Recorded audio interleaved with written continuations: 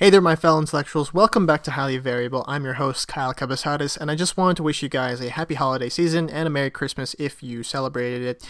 We're a few days after Christmas now, but I thought I'd make an episode and just sort of reflect upon this year, maybe the holiday, and even just this decade in general, because 2020 is coming up, and I'll just go off on random tangents about stuff like that. But first things first, I guess we'll talk about Christmas. Christmas was very solid this year. I had a really enjoyable Christmas with my family. I helped set up the dinner table and clean up the mess that was left after the dinner at my parents' house. So that was pretty exhausting. I had to start preparing like around before 3 o'clock in the afternoon, and miraculously we got done like at 8:30 p.m. I think, because most people had to leave early. So overall, solid Christmas dinner. Got a lot of gifts, gave a lot of gifts, and overall very satisfied with how it turned out. I just was kind of dreading it because I was just expecting to be physically tired, which I was, but it's for a good cause. It's for my family, and I had a good time. And I hope you guys did too with your respective families. So that was that. I'm not going to go into too much detail with that. I really didn't get a variety of gifts too much because I'm a broke grad student. I just kind of wanted money, and my family obliged and just gave me money for my Christmas present, which I'm more than happy to receive as a graduate student struggling with just a stipend to support himself. So thank you, family, for the money. And I think this episode is going to be a lot of reflection. And why is it going to be reflecting? Reflecting, I guess. Well, 2020 is upon us, right? The decade is about to come to an end, and I think it would be cool to sort of talk about things that happened to me in this decade. But to be honest, to tell this story, I'd need about, a decade to do it, because, I could just go on and on and on and on. And instead of taking a decade, I think I'll just take less than 20 minutes to tell stuff, which will be a challenge, but I will do my best. So major achievements for myself in the decade include graduating high school in 2013. I graduated as an honor student, I believe, right? I was on the honor roll. I have some awards over there on the wall. I'm looking at them right now. I don't really want to bring them over here, but I'm just looking at them. What did I do? It's like, what did I do again? I got a chemistry award. It says Chemistry Award, Kyle Cabasadas, 2013. So, yeah. So I got a chemistry award. How did that happen? I took AP Chemistry my junior year of high school. I was only one of 2 students my year who took AP Chemistry that year. So it was me, it was another student in my year who was a girl, and then everyone else was in the year above us who were seniors. So I was one of 2 juniors taking AP Chemistry that year. And to be honest, I don't think I did that well. If I look back on that class, I don't think I did amazing.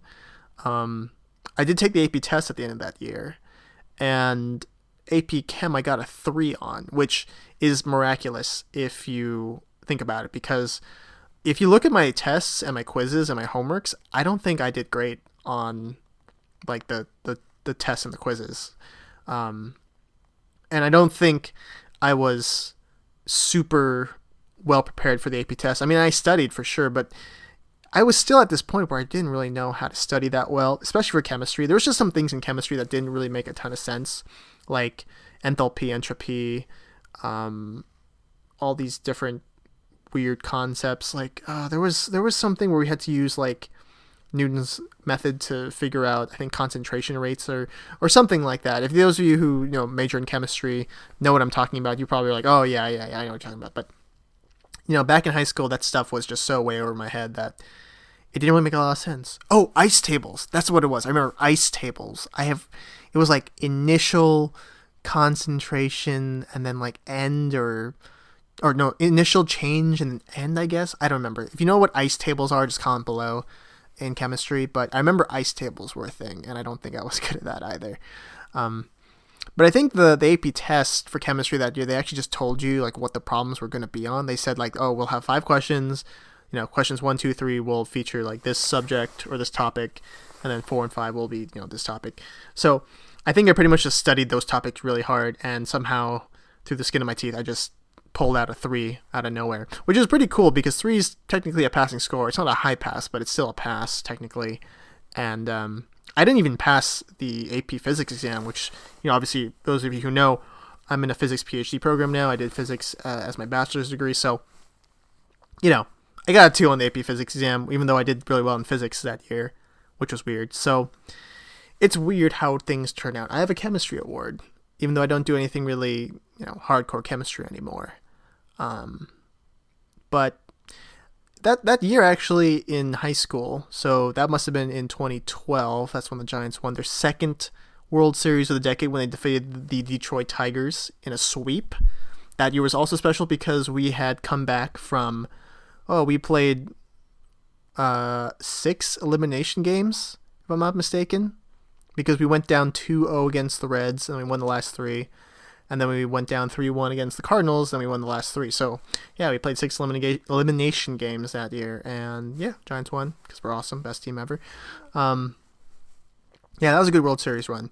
I think one of the nice things about this decade is that the Giants will go down as a team with the most World Series wins, which is amazing because Giants are the best team ever. And anyone who disagrees, and by Giants I mean the San Francisco Giants, not the New York Giants of the football team with Eli Manning. Yeah, Giants all day. Giants till I die, baby. Anyways, enough of that for now, because of course all the non-Giants fans are just going to leave the podcast because they can't stand the supreme dominance of the men in orange and black. So, what was I saying? Oh yeah, that year, 2012. That was also probably the year when I got really into mathematics and physics, because I think that was the first year I actually took physics in high school. Now, the thing is that before I majored in physics in college, I actually wanted to be a historian in high school. History was like my favorite subject, and I just really had a great time in my history classes in high school. I had really great history teachers. They were very inspiring. They really, I think, gave a good picture of what historical figures were like in these classes, and it ran the gamut. I think I took like Chinese history my freshman year. I took like European history my second year, and then U.S. history my junior and senior year. But there was different time periods. So like I think the junior history focused more on like the beginnings of America, like with like the founding fathers. And then we moved into sort of a modern history. And then I took like a 20th century history class, which was really cool because we kind of sort of picked our own projects and stuff. So, yeah, it was a really fun time for history, for me personally. And I was really determined to be the best historian as I could possibly be, which is probably why I'm still very into history now. I really do like history still. And I really am interested in making videos on like the history of science. But finding the time to do that and taking the time to write scripts and doing all the research is a bit time consuming right now, but it is a goal I have for the future. So keep that in mind. I do want to try and sort of talk about the history of science, some of the key players. Of course, there's going to be the Newtons and the Einsteins and all these giants. But there are also maybe lesser known scientists who made really big contributions as well, like let me try to think about them. Like Gauss. I mean, Gauss is a big name in math. Maybe it's not a little name, but maybe like Laplace. That's a name that you see if you study physics and math, but you may not know too much about. Maybe someone like, I don't know, Enrico Fermi. And yeah, I'm trying to think of these names, but they're not coming to me all that quickly, so you get the idea, though, right? It's just me talking about the history of these scientists and talk about who they were, what they did, what kind of impact they had on science, and maybe talk about some of the science today that is derived from their work directly. And I think that would make a really good series. So yeah, where was I before this? Right, I'm jumping all around the place, but that's kind of what we expected. But yeah, so this year, 2012, right? I think that was where I was the year I got really into physics and mathematics because I had 2 really good high school teachers in those subjects. and I decided to. Well, it was sort of like a practical decision, right? I sort of thought, well, there was all this talk of, well, you should probably do something related to STEM if you want to have a good career, just financially wise, if you want to go to college and pursue a degree. So doing physics and math, those two subjects sort of just changed the way I saw the world completely. And when I had left high school, I was convinced I was going to do something that used physics and math in college. And what exactly was that going to be? Well, I thought, hey, I'm going to do engineering, which I think if I could put a laugh track, I would put a laugh track right there because no offense to the engineers, right? Engineering is a really great profession. They have to bridge the gap between science and like industry and, getting, designing and developing new solutions to practical problems, right? Engineering. I don't really want to get into this whole physics versus engineering thing, even though I do joke about physics versus engineering a lot. But I thought I wanted to be an engineer. I went to a few engineering club meetings at UC Merced, which was my undergrad alma mater. And to be honest, I just really wasn't interested in the same exact things as the other engineering majors, and I'm not really that great with my hands and building stuff, so that probably should have been a sign that it wasn't going to be for me.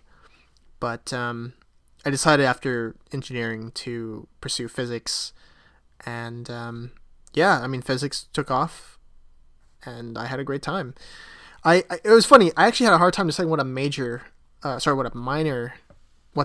Sorry, I can't even speak right now. What minor I was going to pick in college. So initially, I thought I was going to be a physics major and a writing minor, and I took a couple of writing classes at UC Merced, upper division and lower division writing classes at UC Merced, and I really enjoyed them. I had some really good writing professors that I really had a fun time learning how to write from them. But invariably, I would actually find myself in these writing classes sometimes bored, and when I was bored, I'd be doing just math problems in my notebook, and I decided, well, okay, so maybe if I'm getting bored in the writing classes with math, maybe just math should be my minor. So I ended up deciding to minor in applied mathematics at UC Merced, learned a lot of really cool mathematics at UC Merced. I like saying cool, but it is cool, right? Like complex variables and analysis is cool. I took advanced ODEs and PDEs, so ordinary and partial differential equations. Very fascinating class. You see those all the time in physics and engineering, so you got to know how to do that. Took a theoretical linear algebra course, which was enlightening, and I also took a mathematical methods and a numerical analysis mathematics class. So I really got a flavored sample of what applied mathematics was like, which is perfect if you do physics, and especially now because I do coding for black hole mass measurements. Just adding more mathematics to my repertoire was invaluable, I thought, at my time at UC Merced, especially with the graduate classes at UC Irvine. So by the time I'd come to graduate school and I had minored in math, I have to say the mathematics in physics graduate courses is scary. I'd say can be scary, but it is scary. It's very scary. Very scary. I just realized that rhymed, but it's very scary. And if you're not ready for it, if you haven't seen it before, it can be very daunting and very intimidating, especially if you're in a place where, of course, everyone else is super into physics as well and may have already seen it before you have, and you got to play catch up. So thankfully, I really didn't need to play catch up for most subjects in graduate physics. So my math was decent, I'd say, to handle most of the problems that were thrown at me. Of course, the thing that always gets me were like Green's functions, and there was a section in quantum mechanics where we were studying group theory in my second quarter of grad school, and I'd never seen group theory before and never seen group theory since, even though it is a very fascinating subject to me. But there's just so many fascinating subjects that I'd love to learn, group theory being one of them. But it's just like you want to learn as much as you can as one subject, but you'll never become, I guess, a super duper expert unless it becomes like your PhD thesis, in the sense that some of these subjects are still well-studied fields in and of themselves, right? Like differential equations, especially PDEs, are a whole research field in and of themselves. Um, there was another example I was trying to think of. Numerical analysis is another one of these things that are still constantly being developed today and being actively worked on and researched today. So, it's kind of hard to find a balance of, when do I consider myself, proficient enough in one of these subjects I want to get mastery in. Again, I'm totally losing track of where am I going with all this. I got my minor, got my major in physics. I think one of the things that people don't know about is that I almost didn't go to college. Some people might find that surprising, but I applied to, I want to say 7 or 8 different colleges, and UC Merced was not one of them. And I did not get into any one of the UCs I had applied to. I believe I applied to 4 UCs. I believe I applied to Berkeley, I want to say Davis, Irvine, and San Diego. For some reason, I don't think I did UCLA, but I think I applied to 4 UCs and I didn't get into any one of them. But I did get into Gonzaga, which is in Washington, and they actually gave me a pretty good financial deal, but not good enough to enable me to go to Gonzaga. So I was sort of in a scary position because I didn't really know what my future was going to be like at the end of high school, because I didn't get into colleges that accepted me or I could afford at the time. But UC Merced had a program known as the Count Me In program, and the stipulations of the program were that if you had finished, I believe, in like the top 9% of high school students in California, and you did not get accepted into a UC, a University of California school, even though you had applied, then you would get a spot at UC Merced. And so for me, it was, well, they're going to give me a good financial deal. It's not too far from home. It's about 2.5 hours by car. And, it's a University of California school, which means a UC education is, well, they say it's the crown jewel of the public education system in the United States, probably even of the world. So I thought, yeah, I can go here. And I did. And I did that. And I got my degree. And I say that, but I did that thing. I think it's important for one to realize, especially when you've overcome difficult times in your life, that you should recognize and acknowledge, I did this thing. I have a degree. I am qualified to do certain things, supposedly. And I look back at my time at UC Merced so fondly because I just really enjoyed the people there. There's a lot of people that I still stay in contact with, but there are still some people I haven't reached out to in a while and could, really go for a good conversation with them. So maybe I will do that. So if you're one of those people, look out. I might be messaging you soon just to catch up and reminisce a bit. But yeah, I look back at my time at UC Merced very fondly, and I think it was a good place for me to go to, and it set me up well for my future or my current place, because that's where I first got into research, which was in the summer of 2015, where I did soft condensed matter research, and that's what I continued to do all up until my senior thesis, and then that was interrupted with a summer of 2016 where I went to do my internship at NASA SARP, which stands for the Student Airborne Research Program. So that was an amazing experience, absolutely phenomenal experience that I got to fly on NASA's DC-8 on and see how different samples were collected on board the DC-8 to sample the atmosphere. I did a whole project that was based on pretty much studying the effects of what the California drought did with pollution, which was a huge question that I still to this day cannot believe that I undertook as a 21-year-old at the time. Such a huge question that overall I think I made a dent in the problem. And now I'm a co-author on a paper that someone in my group, Angelique, if you're listening, has gone on, written a paper about, and is now published. And that is amazing to me. That something that I did, for 3 years ago now, that I hadn't even looked at for like, almost 2 years at that point when I got the manuscript to look at the paper, that that's now a published thing and it's now going to be in the literature forever. So I'm pretty happy to say that I made some impact. And the cool thing about that paper is that it was published on my 24th birthday, which is April 10, for those of you who mark their calendars. It was on April 10, which was also the day the black hole picture came out from the Event Horizon Telescope team. So that was an amazing birthday gift at 6 in the morning, because I woke up really early just to watch the live stream of the black hole picture unveiling by EHT, and then to know that my paper got published. Well, not my paper, the paper that I'm co-authored on got published that day. And then I went to Disneyland, and then I got my new phone from the Apple Store. So overall, 24 was a great, great birthday. I have a feeling I have talked about this before.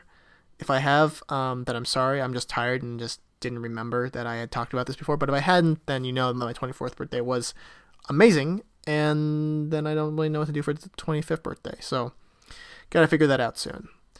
But yeah, I mean, this decade was just filled with so many different, highlights and moments, but also some, I generally have been talking about positive things, but also some, sad and negative things.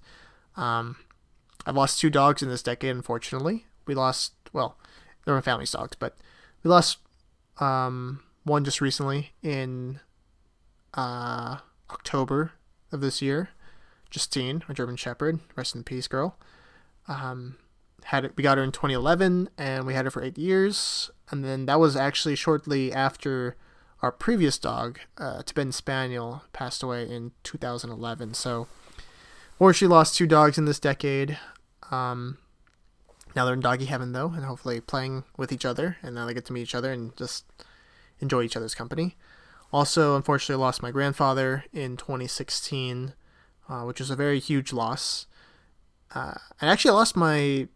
I was just mentioning my paternal grandfather. My maternal grandfather, I think he may have also passed away in 2010. I think he may have passed away in 2010, or I think it's 2010. Because if it's 2020, that would also be in the decade. So, yeah, lost both my grandfathers in the decade.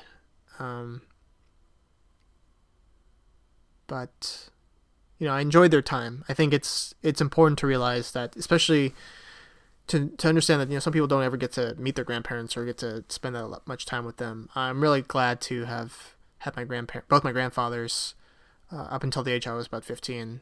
My maternal grandfather till I was 15, and my paternal grandfather till I was 22.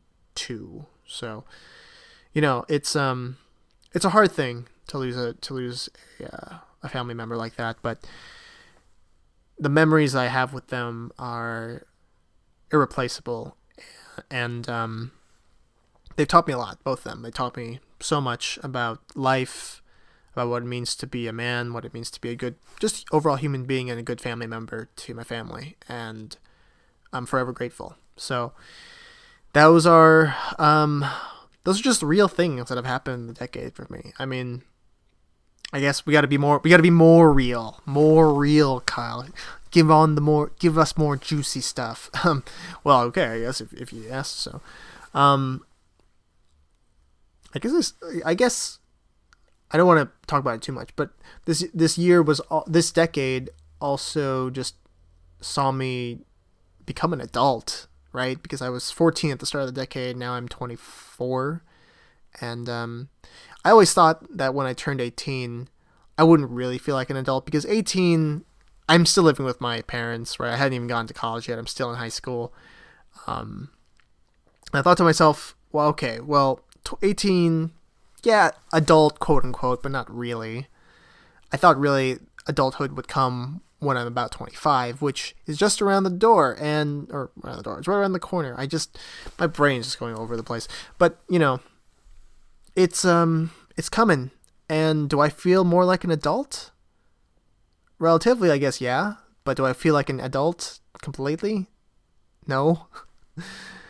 It's scary. I guess, to think I'm an adult because, I mean, yeah, I drive and yeah, I pay my own bills and yeah, I've signed a lease on a house twice.